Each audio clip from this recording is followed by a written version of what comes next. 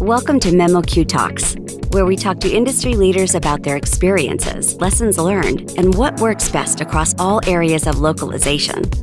Now here's your host. Gentlemen, how are you? Fine, how are you? Good. Hey, Evgen and Oriol, it's good to see you again. I haven't seen you since the VLUG event up in Vancouver, which was very nice. But I want to thank you for agreeing to come on MemoQ Talks. Absolutely, thank you for having us. Yeah, thank you for the invitation. MemoQ Talks. Yeah, I really want to get into, because we had some interesting conversations up there about the localization community in Vancouver, also your journeys. Because neither one of you are were born in Canada, so you're both relatively new to the area, and I want to talk to you about that. What the localization community is like there. How is it for you to arrive and then try to kind of establish yourself in that community? But before we do that, I'd just like to get to know you a little bit more and let our audience get to know you. Maybe you can just take a couple minutes each and just give a quick introduction, because you both come from very different backgrounds, and it'd be nice to kind of get a level set in terms of who are you. So, Evgen, you want to start? Oh, okay. So my name is Evgen. I'm originally from Ukraine, but after finishing high school, I moved to Russia, to Moscow, to be specific, and I studied translation there. And after finishing my degree, I joined a local LSP as a translator, and I worked there for, I think, about 15 years, probably, in different positions. So my latest position was team lead. And 2 years ago, after Russia invaded Ukraine, I left Russia. Me and my wife, we moved to Georgia. So we lived in Georgia for a bit, and then we moved to Canada, to Vancouver. That's how I ended up here. At that point I left the company and started looking for a job in the localization industry in Canada. And after 1 year of search, I finally joined a Canadian LSP. Awesome. And I think right now you're project coordinator at Alexa Translations, right? Yes. Awesome. Well, I got to say, it's definitely a good time to be outside of both Russia and Ukraine, especially as a male citizen of one of those two places, or possibly both. I don't know how that works, but so welcome here. And it's interesting. So how long have you been in Vancouver? 2 years. 2 years. Okay. So you're pretty fresh, Yep. You're new, and it'll be interesting when we start talking about the localization community there to get your perspective. Oriol, do you want to give same kind of like intro to, how did you end up here? Of course, happy to. Okay. I grew up in Spain, in Barcelona, where I studied translation at the university. And after that, I moved to Tel Aviv, Israel, where I lived for quite a few years before I moved to Canada. There was my introduction to localization. I worked for a few years for a company currently called Finalto Group. It's a fintech company, mainly supporting the localization of its main brand, markets.com. And I met my partner there, who is from Vancouver. So we decided, once we had kids, we decided to look for greener pastures, and it was either Barcelona or Vancouver, and Vancouver won. So 2 years ago, we landed here, and there we are, our new home, my new home. Awesome. So both of you guys are about 2 years in Vancouver. That's interesting. Yeah. I did take a peek at your both of your profiles on LinkedIn, and Evgen, I didn't ask how many languages you speak, but I know you got Russian, Ukrainian, English. Anything else you want to throw into the mix? Well, I speak freely, probably these 3 languages. The other languages I know to different kind of degrees. So at one point I started learning German, and then I left it, and then I started learning Spanish. So my current goal is actually French. Mm-hmm. So I want to learn French. But German, Spanish, and Polish probably in the middle of knowing it. But I try to, for example, listen to podcasts in Polish, in German, and Spanish. That's awesome. That's one of the reasons one of the things I love about this industry is you meet people like yourselves who love languages, culture, food, travel, all of that. And Oriol, I looked at yours, and I think you even got a more eclectic mix of languages. I think I saw Hebrew, Spanish, Catalan, Finnish, which I don't know anybody who speaks Finnish except for Finn people. True. I mean, Finnish is an old project. It was an old project. Okay. I spent 2 years in Finland as an exchange student, and I tried my best. I think by the end of the second year, I managed a intermediate level, let's say, but that's almost 20 years ago, and a lot of stuff happened since then. And I don't think I can have more than a 3-minute conversation in Finnish right now. But fair enough. But you also, I think, dabble with German and some other languages as well, right? Oh yeah, I started a lot of languages. I speak French besides the ones you listed, which I'm trying not as well as English, but I'm working on it since it's an official language in Canada. It's also a language that I really like, and I've been learning for many years. And I took Arabic in university. It was my minor, standard Arabic, which is not very widely used in the street. But I tried to learn a bit of dialectal while I lived in Israel. There's a large Arab-speaking community, but it's also a project in progress. Do you? I'm gonna just open the question to either of you or both of you.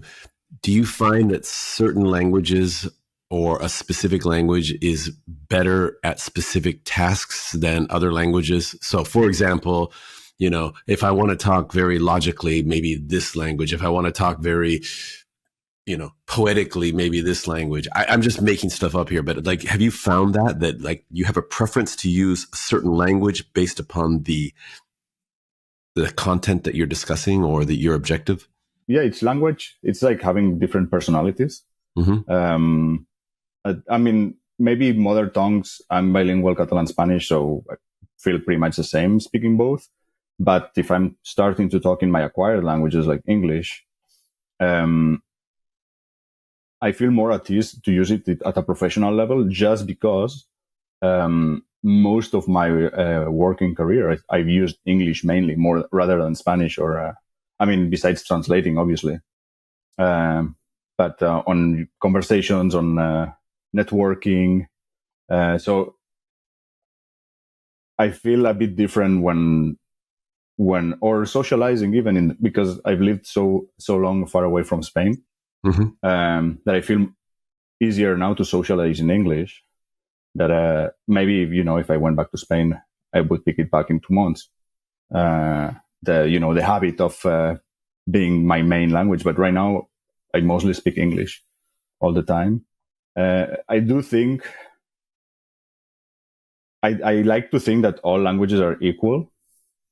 There's not languages there's languages that have more vocabulary than others and so on. But I think that if you find a way, you can create any content you want in any language. So in some languages, you might have to do a lot more work than others, just because maybe the vocabulary is more limited. But you can create literature, you can create business documents. I think pretty much in every language you can socialize. That's the basic function of language, I think. Evgen, if you want to add anything, I think I spoke it a bit too long. Yeah, I probably agree with Oriol on this point as well. I didn't think about different languages in that context, like different purposes for specific languages. I think more about practice, like which languages you use in your everyday life. For example, I don't use Ukrainian that often. I actually started speaking it 2 years ago. So I didn't use it in my everyday life at all, even like back in Ukraine, because our city was Russian-speaking city. So even going to school, we spoke Russian and all the lessons were taught in Russian. So, but I'm not accustomed to speaking about localization in Ukrainian. And I had an interview with the Ukrainian LSP, and it was quite difficult actually to talk about at some, like in the beginning, to talk about localization in my previous experience, for example, in the industry in Ukraine, just because I didn't like speak about it in this language. But in terms of like different languages and different different modes, I noticed that, for example, my wife, when she starts speaking in English, her tone changes and her different like intonations change just because the language is different. And I noticed about some people, they tend to change their tones, their way of speaking when they when they switch languages. This is like, yeah. No, it's interesting. And what I'm hearing you both say, I think is, in certain contexts, you use one language more often than other language. So you just feel more comfortable using that language at that point. You become more adept at it. And, and for example, business, typically you're going to use English. Maybe when you're meeting your friends, especially if they're Ukrainian, maybe you're going to use Ukrainian or, so on and so forth. For me, I found I'm nowhere near the number or the quantity or the quality in terms of languages that you guys are, but I can get by in a few different Asian languages, and what I found is there's certain expressions that are just perfect, and they don't have an English equivalent.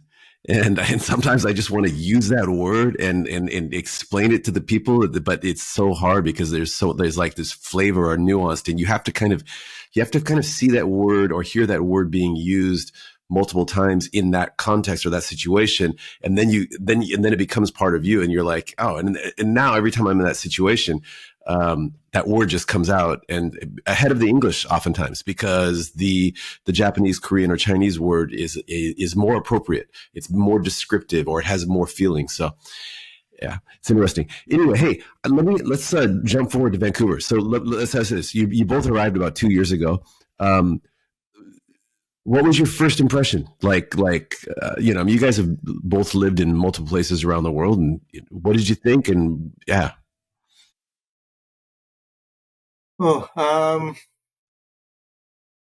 my first impressions was, it looks like an American movie because I was never like anything similar. Like I didn't visit any other countries that are like similar in its, in the way that they look. Mm-hmm. So when my first impressions were, it looks like an American movie. Yeah. And one of the nicknames is North Hollywood. Yeah. The second impression was it's quite warm because I actually came. Warm. That's funny. Yeah, because I actually came to Vancouver in November, like 2 years ago. It's exactly like 2 years ago I came here, and my first winter in Vancouver was like coming up. And if you compare it to winters in Russia and Ukraine, for example, it's quite warm. Not a lot of snow, which is perfect for me. I don't like cold. Although people confuse Russian people and Ukrainian people with those people who love cold, who love winter. I'm not one of those. And vodka. So yeah, these were my first impressions. Yeah. That's funny. I'm pretty sure, Oriol, you probably have a little bit different take on the climate. Yes. Because coming from Spain. Go ahead. Almost the opposite. Although I do like the rain and I don't mind the cold. I mind the cold when it's extreme. I experienced that in Finland, so no need to repeat that. Minus 30 Celsius. For me, I grew up in the Mediterranean, so 40 years of warm sunshine. I always disliked the summer because of the constant sweating. Yeah. But now that I'm here and I travel to Spain in the summer, I'm like, it's not so bad. Because it's, I'm there for a month and then I'm coming back here. And the summer here is really nice. For me, Vancouver, I'd been here as a visitor a couple of times before I moved permanently. So I already had a bit of an idea of what I would find. It's really beautiful. I like it. I did not expect it would have such a good food scene.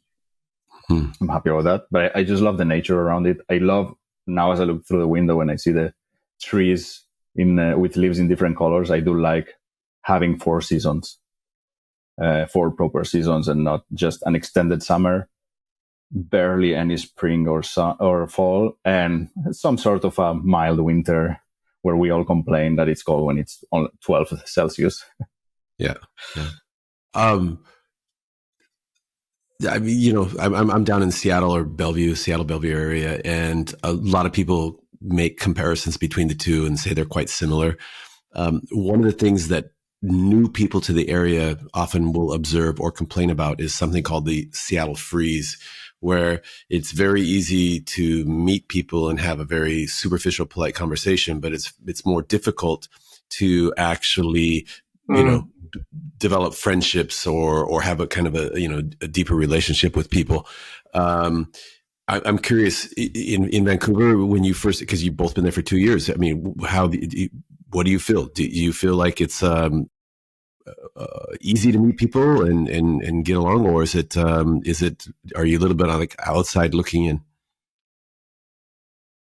It's very insular, I feel. There's a lot of everybody has its social group, and it's really hard to break into it. But I really discovered here the value of community, and what Vancouver does have, and I imagine it might be the same case in Seattle, is that there's a lot of like little communities, a conglomerate, and you just need to find your or yours, I think in plural, because we're more than one thing in life. So, localization or translation groups, for me, like meeting people from Spain, and so on, is a place where I can, find more easily a social network. So, and it doesn't help that I'm not 18 anymore. So age also takes a toll in social circles. But on the other hand, I'm lucky because my partner is local and she has her social network here, and everybody's been absolutely welcoming to me, which I really appreciate. So in this case, I feel quite privileged. So I haven't had so much a need to go and find my own like circle of friends. Right now, I'm more about meeting the peoples in the communities I belong to, or I feel like want to belong to, and start from there. I think it depends on your personal experience. To be frank, I think the same thing can be. You can describe the same thing happening, for example, in Ukraine, in Kiev.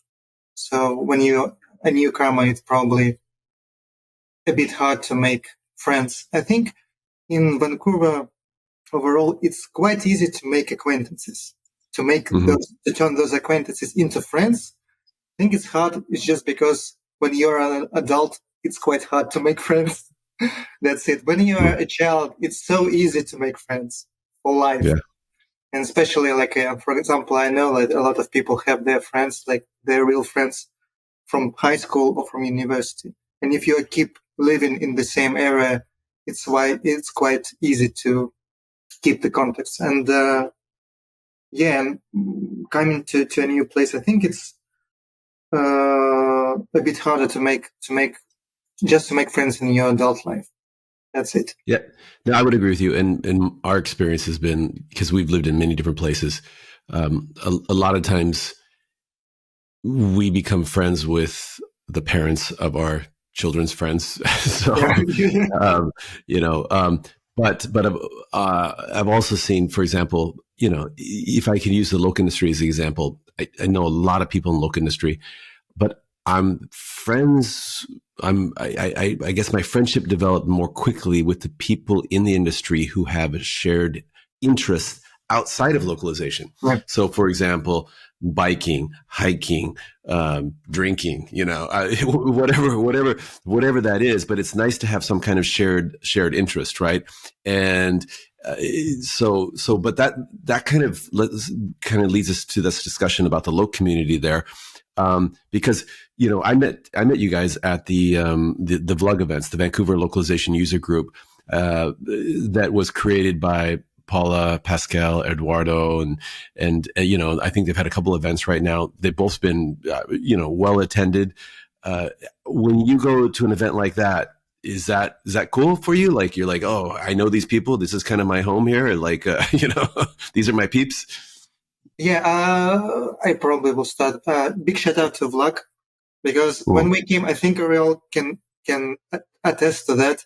When we came to Vancouver, there was no actually any kind of meetings in the localization industry. VLUG is the first organization that actually organized some kind of meetings in the loc industry. So it happened this year, and hopefully it will continue in the future.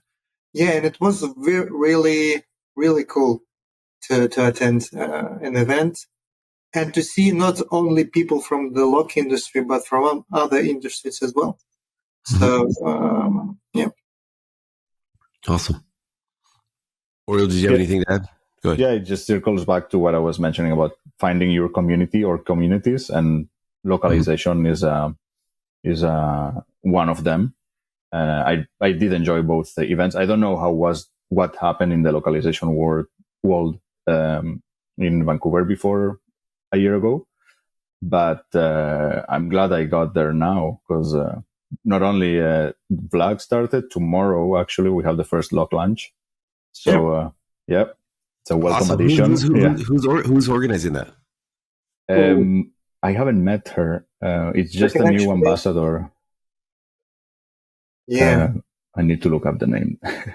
But I haven't done my. That. You look, but I can talk. What's great about that is a lot of times people say, "Oh, it'd be nice if there was more loc stuff," but then you have some people that take the initiative. Like I said, Paula, Pascal, Eduardo. I'm forgetting one other person on their team there, but Enzo, exactly. Thank you. They said, hey, let's do something. And there's no profit there. I mean, they're just, it's just kind of a way to bring people together. It's good experience for them, good experience for the participants. And I was actually literally going to ask you about, like, is there a loc lunch? And you said, hey, there is one now. That's awesome. Yeah, 24 hours from now. Yeah, it's great to have such a passionate and motivated group of people like Paula and Eduardo and Pascal and Enzo initiating this and bringing us all together. And as Evgen mentioned, it's open to everybody. I like the inclusiveness of the localization field. It's one of the things that draws me to it, that it's open, that the collaborative spirit, that you can always reach out to someone and they'll be happy to lend a hand or explain or help. Actually, when Paula Hunter was on the MemoQ Talks podcast, I asked her, like, what advice would you give to people who are new to the loc community? She said, just ask questions. Everybody here is so helpful. Just ask questions. And when you join a new organization, just ask questions. Just learn, be a sponge. And people like to share. So, yeah. Yeah, I think in localization, because you always need to find solutions to new problems, you need to talk to people. It's very hard to figure out sometimes a solution to a problem just by yourself. And everybody's experience counts. And the more we share it, the better we get at it. I don't think that's just in localization. I think that's everywhere in life. Like, there's so much information available now. Like, I spend like probably half of my browsing time on Reddit and forums like that. Today I had a problem with, I have a small little sailboat and I had a problem with it. And I'm like, and the mechanic was like, not the mechanic, but the guy that works on the boat, he was like, you need to do this. And I was like, I don't know. And I go on, boom, type it in, and like, you get all this instant knowledge base, right? And it's so awesome. And then I went back and I was like, according to my experts, and he goes, okay, you might be right there, So okay, it's amazing, that network effect whether it's online or in person or both. So, yeah. Yeah, I think online we need to learn to separate the good information from the bad one. Well, but, even in person, even in person, I guess. Yeah. Good advice, bad advice, yeah. Right? Yeah.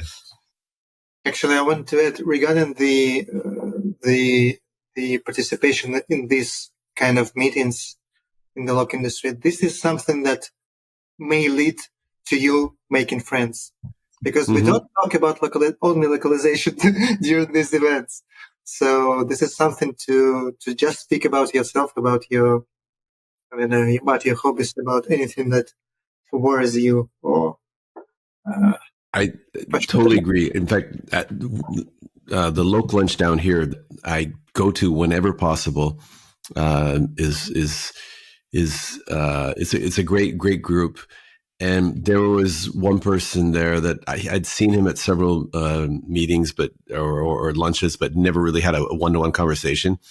And then one day we just talked for 40 minutes, and it turns out that he has rabbits and he raises them. And he went into this deep dive about the different personalities, and one bullies the other one and how he has to separate them and everything. And it was just fascinating. Nothing to do with localization at all. It's just... Yeah. If we do take a look at a little bit more closely at the localization space, what areas, and you guys work in a little bit different positions, because Oriol, I think you're more of a freelancer. Yeah, I'm self-employed. Yeah. Self-employed, and Evgen, you're working as a project coordinator, so it's a little bit different. But let's start with Oriol. What things concern you or excite you about what's going on in the industry right now? And I know everybody's like, oh, AI this, AI that, but if that is it, then be specific. What's exciting and what or scary for you? I think AI in general is both exciting and scary, but I try to avoid the extremes. I don't think it's gonna solve all our problems, but I don't think it's gonna destroy us. What's exciting is having new tools at our reach that can help us work more efficiently. And I think there's a lot of competition now. Just yesterday or 2 days ago, I think Translated launched Lara, their own automatic translator. So, which is one more option. Just an example. I personally know I need to learn how to integrate all these tools in my workflow in a way that don't overwhelm me, but also that they don't affect the quality of my output. And I think this is something that not just me, it's probably every professional in the field, in any field, basically. There's a lot to gain from it. I know that as a translator and from conversations with other translators, there's a massive concern that a lot of work is going to be lost. It's probably true. But this is something that's been happening for 200 years since the Industrial Revolution. Every process, every workflow has been more and more automated. And it started with agriculture. And now in translation, it's been felt since NMT became more common 6-7 years ago, I think, 8 years ago. We just need to learn to coexist with that and see how we can learn from it and how we can use it to our benefit. And in a lot of cases, at least for translators, I think there are some areas that machines will have a hard time replacing humans or won't be able to. For example?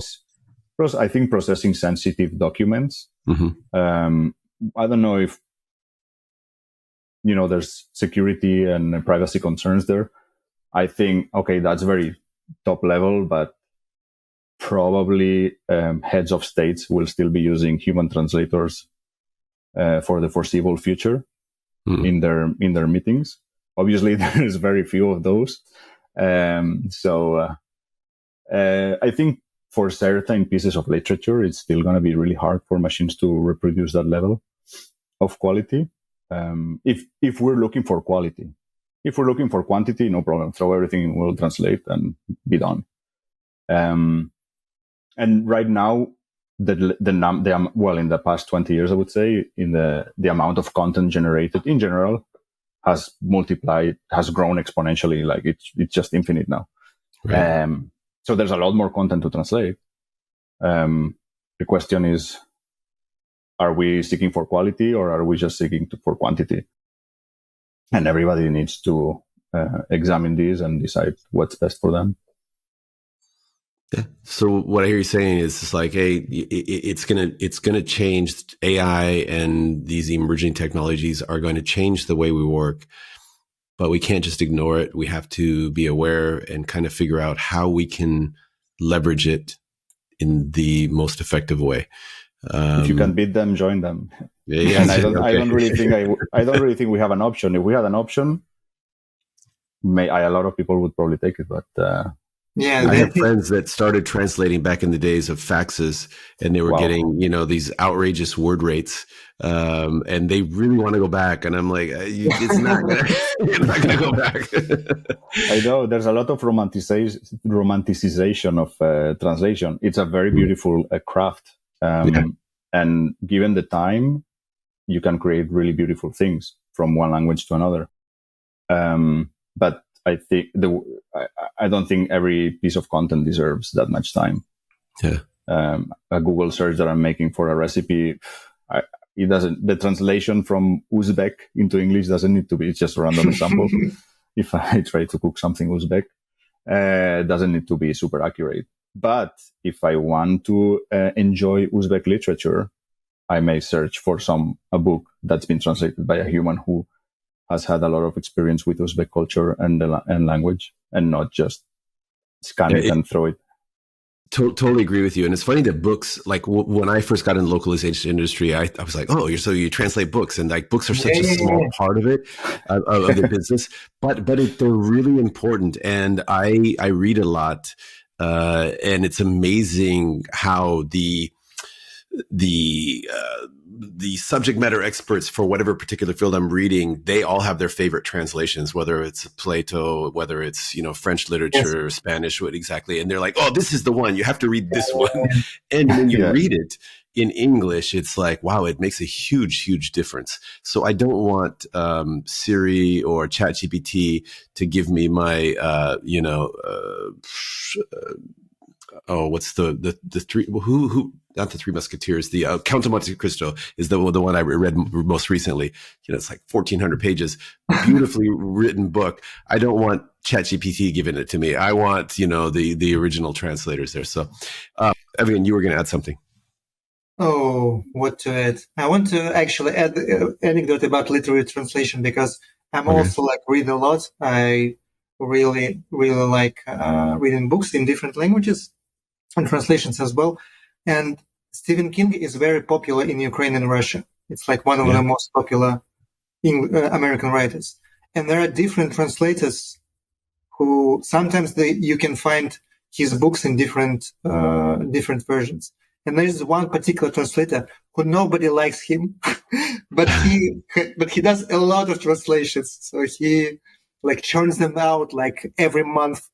A new like Stephen King does with books. Pretty much. If you want to keep up his pace. If you want to keep up with Stephen King, you got to just that's funny.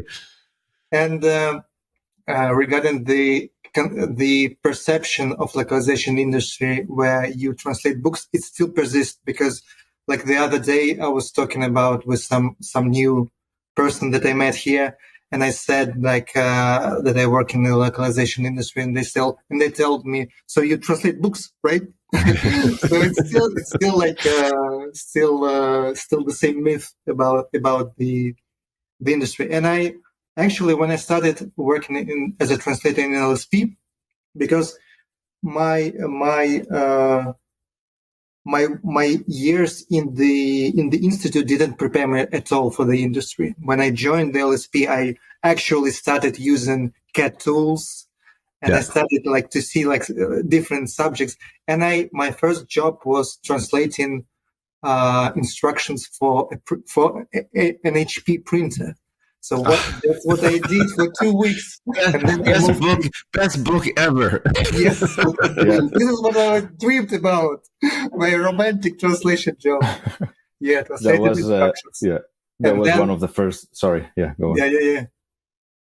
That was one of the first myths that the professors at the university debunked. I think even in the first class, we had a great professor who did a lot, has published a lot of translations from English into Catalan. And he said 9 times out of 10, we're all here because you like book reading and you want to translate you're going to create the great next translation of Shakespeare.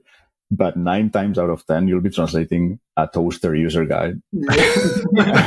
and the 1 time out of 10 that you'll be translating a book is going to be something really obscure about history of a small region of Switzerland.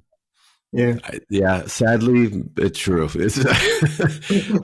Peter Reynolds, who's the CEO of MemoQ, he recommended a Stephen King book to me, which I hadn't read Stephen King for maybe 10, 15 years. But the one about the Kennedy assassination and the attempt to go back in time. Oh my gosh. Did you read it? Yes, I really liked it. Yeah. Oh, the way he described that era in America, it was perfect. It was perfect, man. I mean, it was just like the way that you go into a restaurant and the way people would interact, and then the way the cakes were all handmade and everything, and I don't know, he must have a team of researchers, or he's just a genius, or probably both. But it was a very enjoyable and refreshing read, and a little bit sad. I really like the parts where he, for the first time, he goes back in time. I know if I'm spoiling the book, actually, but the main. I haven't read it yet, so those descriptions were amazing, and a lot of people actually criticize King with his endings. So a lot of people think that his endings are weak and that he can't. And the book, I think the ending of that particular book is quite perfect. And I thought it was. I don't want to spoil it. I don't want to spoil it, but it was beautiful. It was really. It couldn't end any other way. You know what I mean? Because otherwise, it would be cheating. It would be a Hollywood ending. Maybe because his son actually suggested this ending, not King himself. Oh, really? Okay. That's funny. Wait, gentlemen. Let's kind of wrap things up here, but what would you like to see, or in the local community in Vancouver and or other places, and then and what are you going to do to kind of make that vision come alive? I mean, you're already being on a podcast, which is good. That's a good first step. That's a good first step. Okay. We shout out VLUG. We shout out Local Lunch Vancouver. Attend those events if you are in Vancouver or in the areas that are close to Vancouver. And I like the relationship with Seattle too. Or as Paula said, there was the largest migration of slugs across the border, I think. That's right. And and not stop only at Seattle. I think the whole West Coast, the North American West Coast, has a huge tech communities, and it'd be great to exchange ideas. Well, the next Slug event is scheduled for December 4th here in Bellevue. So you and all your fellow vloggers are welcome to migrate south. All right. I'll probably give Paula a call and see if I can get her down here, her and Pascal as well, and Enzo. But yeah, so no, it's good to just get out there and what we try to do. Actually, I got to say the VLUG events, they did an amazing job of getting subject matter experts up and talking in front of the audience, and so that's what we try to do down here. It's probably 50-50, knowledge sharing, and then just talking with people, just getting to know people and stuff. So it's all good, but. If people want to reach out to you, is LinkedIn the best way to do that? Or yeah, LinkedIn is a great way. Yeah, awesome. And if it's okay with you, I'll put your links to your LinkedIn profiles in the show notes.